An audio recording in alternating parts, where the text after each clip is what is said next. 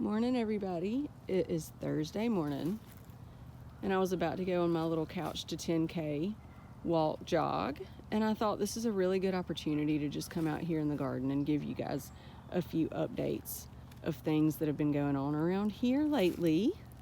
The weather has been gorgeous. It was in the 70s yesterday, and it's going to be in the 70s today. Lows in the 50s. So as you can imagine, I've been eating it up. I've been out here for several days straight, working and preparing some beds and cleaning so that I can get ready for some spring planting. Right now we're out here near the cart path in the area near the golf course that I really want to make something special out of. So what I'm showing you right now is an azalea that I'm working on. I'm getting it up out of the ground. Even though it does have some pretty pink bloom on it, there were 3 of these big overgrown azaleas planted in a line right here near the cart path. One was where you see the black container, which has my pinky winky hydrangea in it, and then this one. And to show you a little idea of kind of what they look like, this one right here. See, it's just unsightly and kind of scraggly, so I'm removing these. And so let me walk you over here to show you another part of this project that I've been working on. I have a lot of plants that I'm gonna play with out here and just try and kind of create a designed garden back here so that the golf traffic can just see something pretty when they're driving by. Now, in the back, there was a huge stand of hydrangea that had not been tended to in what seems like maybe years, because when I first came back here, these hydrangeas were just drowning in pine straw and debris. It took me about 2 days, but I got out here and I used my little handheld rake and I cleaned up the roots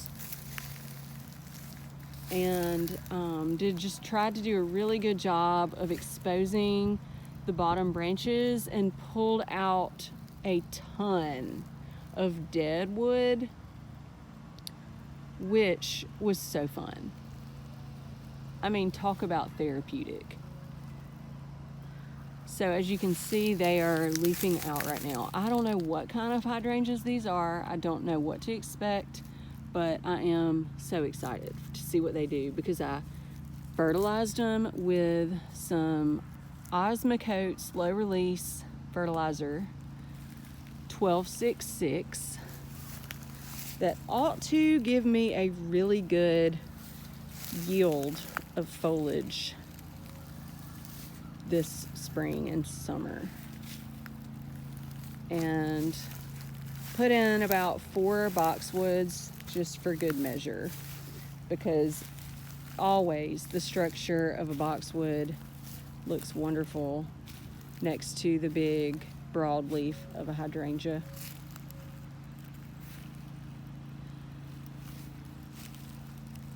Some more plants that I am going to try to use out here is some soft caress mahonia,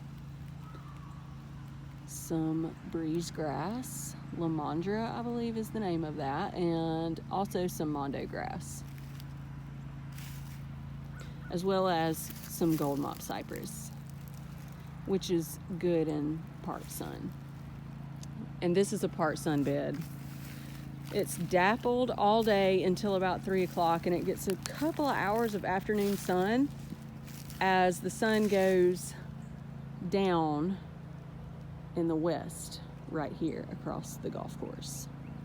So this is a west facing bed.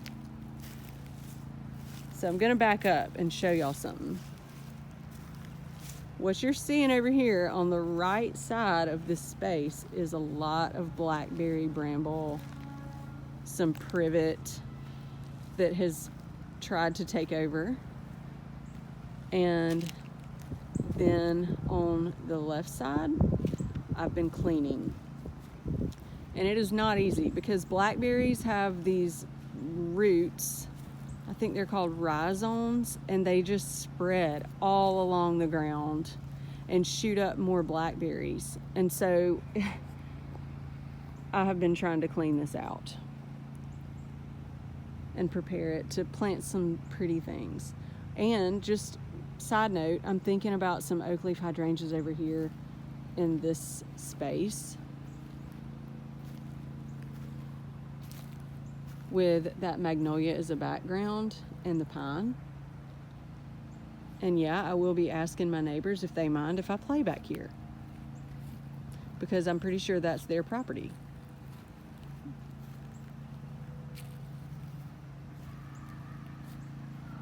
We had a tree removed that was in this back area in between our house and our neighbor's house that was, I believe it may have been a green giant arborvitae, but it wasn't getting enough sun, and so all the limbs were just bare, and it was just real messy. So we had that removed this week as well. Okay, let's move on up.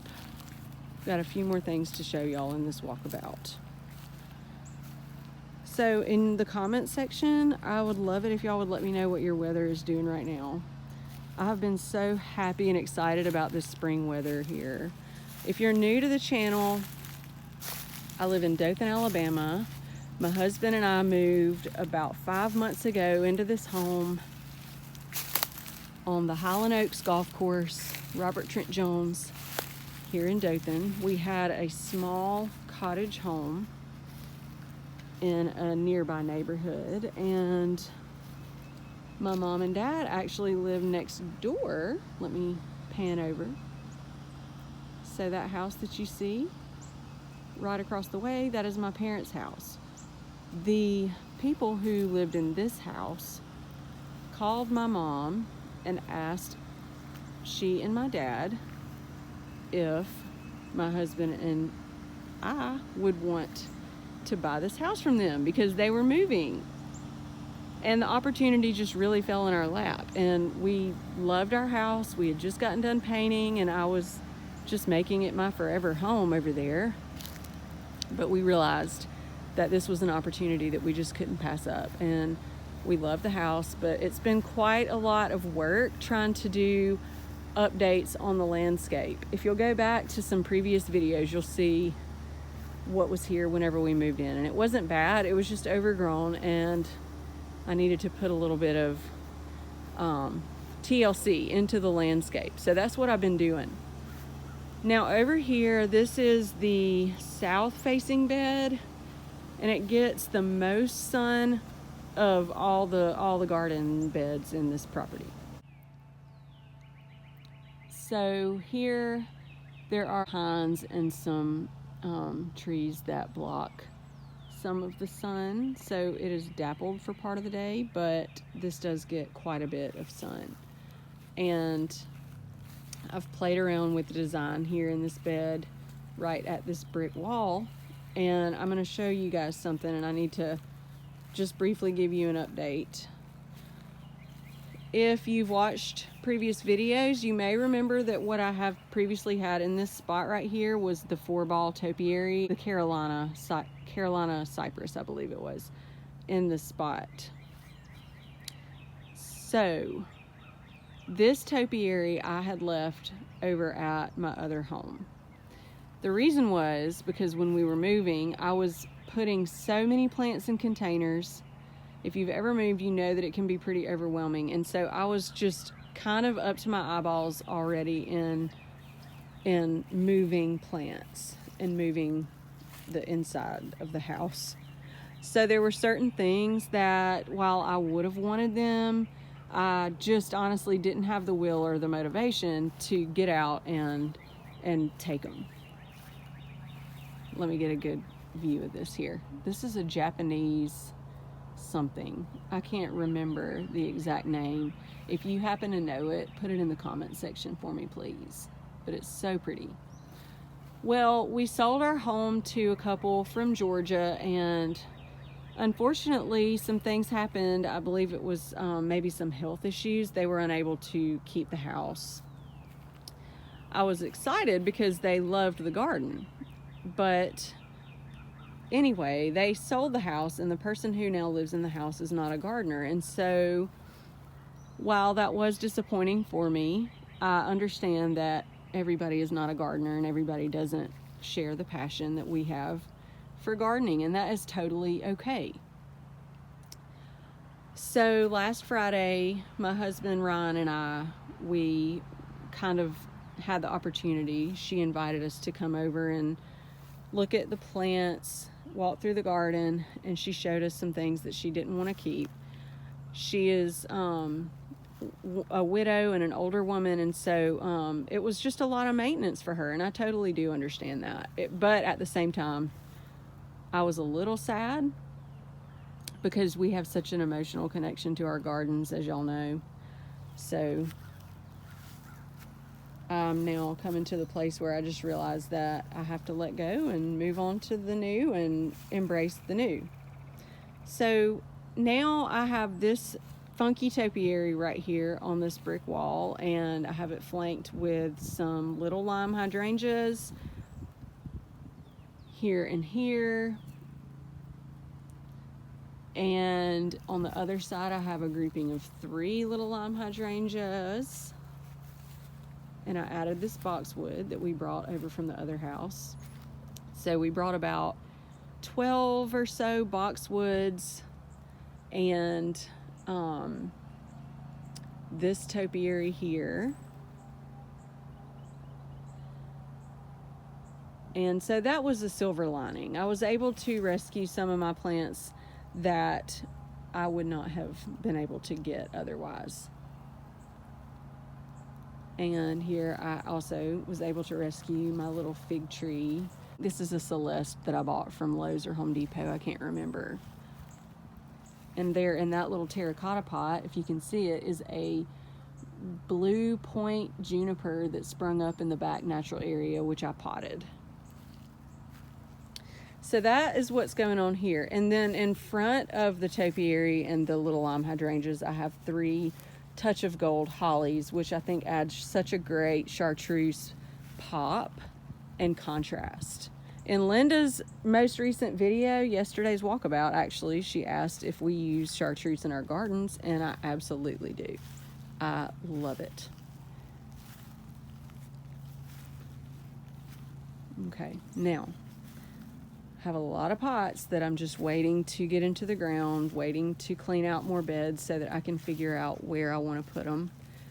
And let me show y'all over here in the front, as well as on the other side of the porch in front, and in front of the garage, kind of at the driveway, I've put in some of the original endless summer hydrangeas. There's 3 over here, there's 3 on the other side of the house, and then 3 more right there at our driveway going into the garage.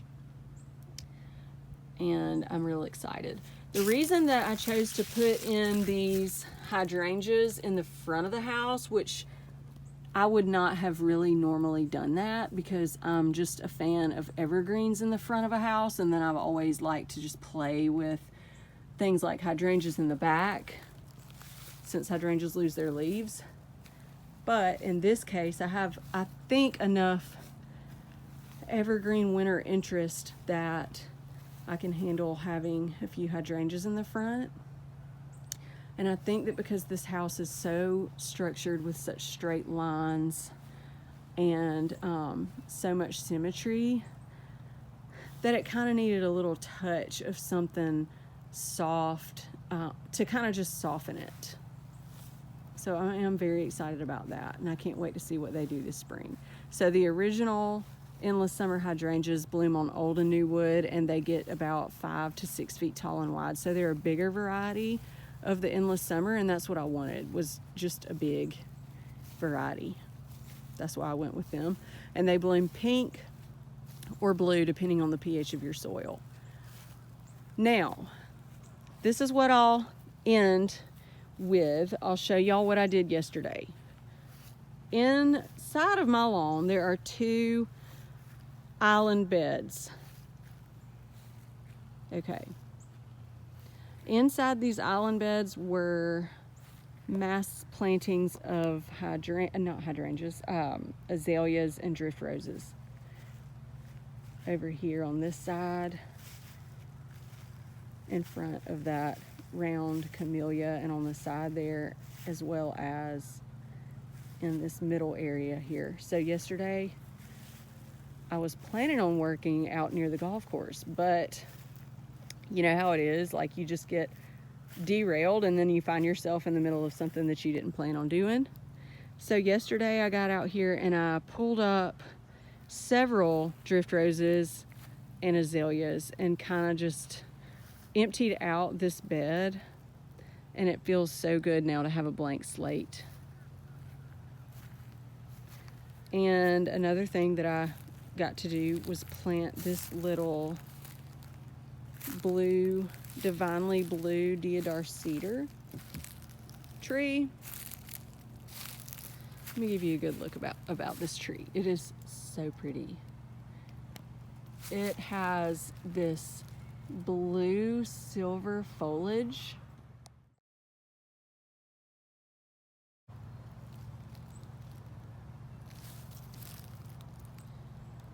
It's called a divinely blue Deodar cedar. It's a weeping tree. It is hardy down to -10 degrees. Its hardiness zones are 6 through 9, and it gets about 6 feet tall.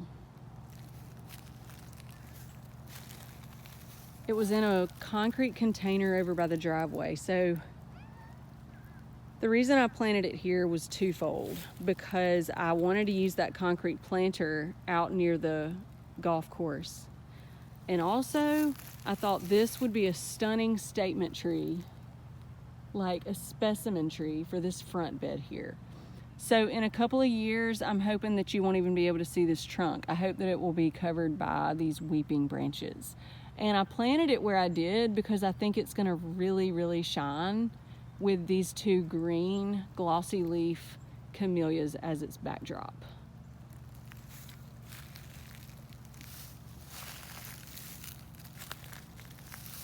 So it was a very productive day in this garden yesterday. I have a thought I wanted to share with y'all about these island beds, and then we'll wrap up this video. So as I've said, this house is a very structured, very traditional home.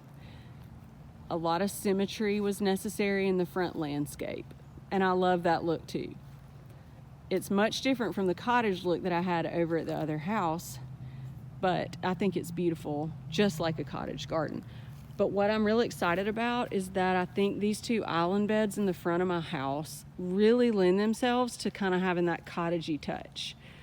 So I'm thinking about putting in some more endless summer hydrangeas, some grasses, maybe some rudbeckia, black-eyed Susans, and just really being able to flex that cottage muscle here in these 2 little areas in the front yard. And I'm very excited about that. And the other island bed over here, I'll show you real quick and show you kind of what I've been cleaning out. There were some azaleas and some drift roses planted in each of these beds, and also some really nice camellias that I'm gonna keep. The camellias I'll keep because they're really pretty and they're evergreen structure, and it would take forever for a camellia or a plant that I plant to get this big. So I'm gonna leave all, if not most of these, but I'll take out the azaleas that just really don't look good. They're just scraggly and they just are not, they're unsightly. So something prettier could go there, I'm convinced.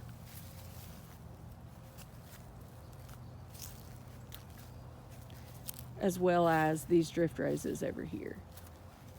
That would give me so much room for some beautiful hydrangeas and some really pretty special plants that I could put in this bed. So anyway, you guys, that's what has been going on over here. I hope y'all are doing well. I hope that y'all are getting excited for spring just like I am. If you're a new subscriber, welcome. Or if you have not yet subscribed, I hope you'll consider, because we are just going to have a lot of fun this spring and summer together. Thanks so much for watching, and I will talk to y'all soon.